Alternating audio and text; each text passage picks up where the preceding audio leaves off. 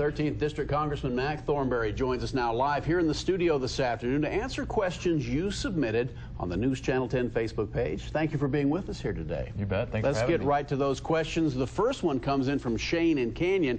He says, with the approval rating of Congress around 15%, what does the congressman think he can do about our current state of affairs and that approval rating? Well, I think number one is don't worry too much about polls or approval ratings. You got to just focus on trying to solve some of the problems that we face as a country. You know, some people criticize if you compromise too much. Some people criticize you don't compromise enough. But I think we have a real opportunity between now and the end of the year to do some things that have not been done in a long time. First vote on a balanced budget amendment in 15 years, for example. So I think the thing is keep your head down and try to do as much as you can to get us back on track.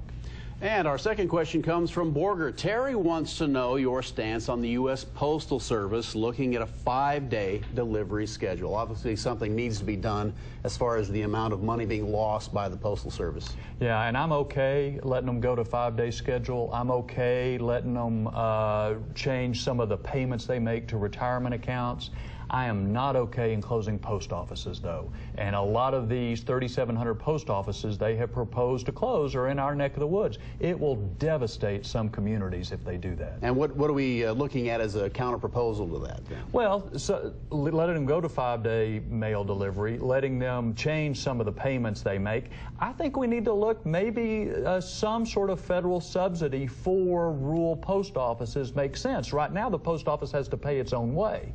But to keep Postal Service throughout the country, we might ought to have to change and look at that, because they're clearly losing money as fewer people mail.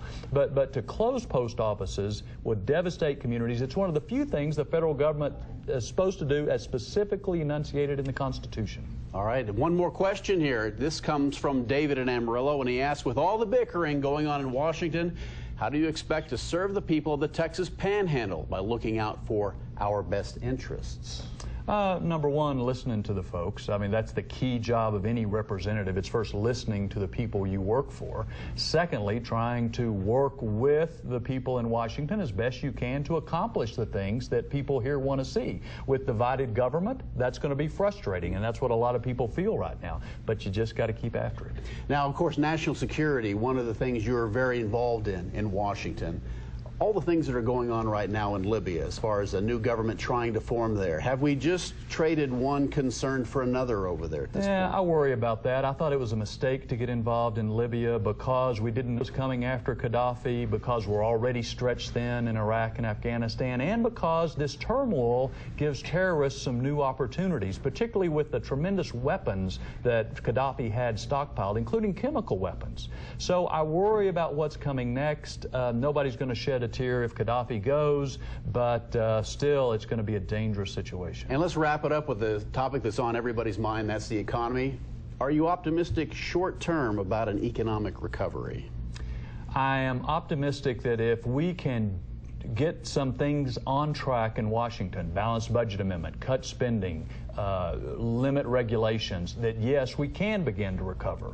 But right now, business doesn't know what Washington's going to do to them next, and they're afraid to expand. And we've got to overcome that obstacle before jobs will be created, and that's the key indicator to watch for. And you're optimistic we can overcome that obstacle? Of course we can, but it's a matter of political decisions that are taken in Washington, and both sides are going to have to give a little, but the basic common sense path forward towards fiscal responsibility, towards not just mandating more and more things on businesses as far as regulations and taxes, is the centerpiece, I think. All right.